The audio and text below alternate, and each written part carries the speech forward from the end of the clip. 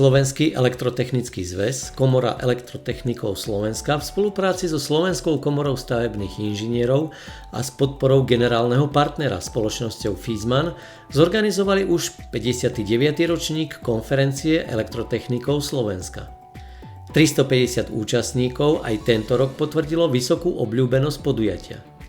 A čo považuje Vladimír Vránsky, prezident Slovenského elektrotechnického zväzu, za takú pridanú hodnotu pre účastníkov podujatia? Sem pozývame k nám ako hosti veľmi významných ľudí z odboru elektrotechniky a pridružených oblastí, čiže potom v rámci diskusného večera sa naši účastníci môžu pýtať veľmi kompetentných ľudí a potom štandardná hodnota. My vždy starostlivo vyberáme veľmi aktuálne témy, napríklad dnešná konferencia je trošku ladená na tému zdravotníctvo. V hľadisku konferencie prevládala stredná a staršia generácia odborníkov. Aj preto bola na mieste otázka, ako do tejto oblasti pritiahnuť novú, mladšiu generáciu elektrotechnikov. My v rámci Slovenska máme 13 regionálnych pobočiek Slovenského elektrotechnického zväzu, Komory elektrotechnikov Slovenska. A veľká časť regionálnych pobočiek sa stretáva na pravidelnej báze práve v stredných školách. Čiže ideme príkladom. Tieto stredné školy majú možnosť sa zúčastňovať všelijakých našich prednášok a potom aj pozývame zástupcov aj stredných škôl, aj vysokých škôl na naše konferencie. Samozrejme nemôžeme absolútne suplovať školstvo na Slovensku, nie sme ani ministerstvo školstva, ani nič podobné. A aké výzvy aktuálne stoja pred komunitou elektrotechnikov a elektrotechnickým priemyslom na Slovensku? No, najväčšia a veľmi moderná výzva je umelá inteligencia. Dotkneme sa aj tejto témy, ale veľmi dôležitá je aj bezpečnosť elektrických inštalácií a tomuto sa venujeme.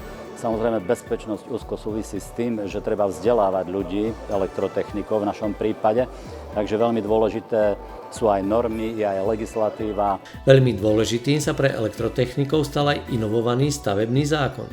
Do akej miery sa s týmito novinkami stotožňujú projektanti elektrických zariadení? Starý stavebný zákon bol prijatý v roku 1976. Sú to už 10 ročia, že sme sa naučili niečo podľa tohto stavebného zákona robiť. Teraz prišla nová legislatíva, nič iné nám nezostáva, len sa samozrejme legislatíve prispôsobiť. A my sa téme legislatíva vo výstavbe, v stavebníctve budeme venovať. Taká nosná časť tejto témy bude aj na výročnej 60. konferencii v Bratislave.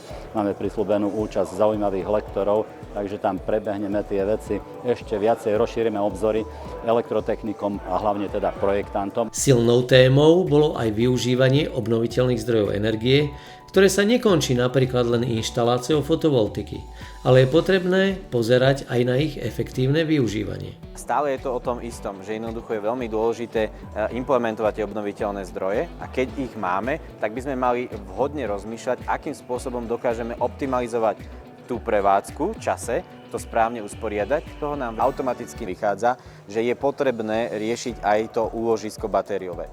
Zároveň tá batéria má aj kopec ďalších iných možností využití, ako je napríklad znižovanie si prevádzkových nákladov z pohľadu maximálnej rezervovanej kapacite, čo sa týka industriálnych nejakých prevádzok.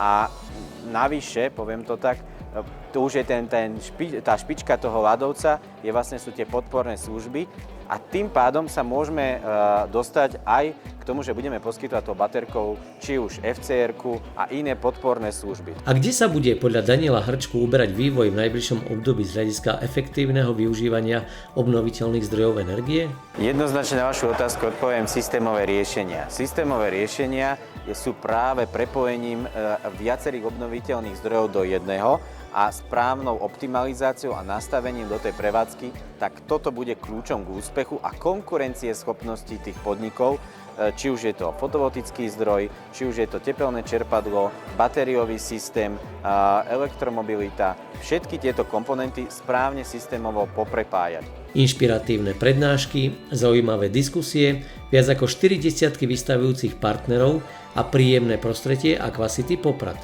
To je len veľmi stručná charakteristika ďalšieho vydareného ročníka konferencie. Ten jubilejný 60. ročník sa uskutoční v Bratislave a ATP žurnál bude opäť pritom.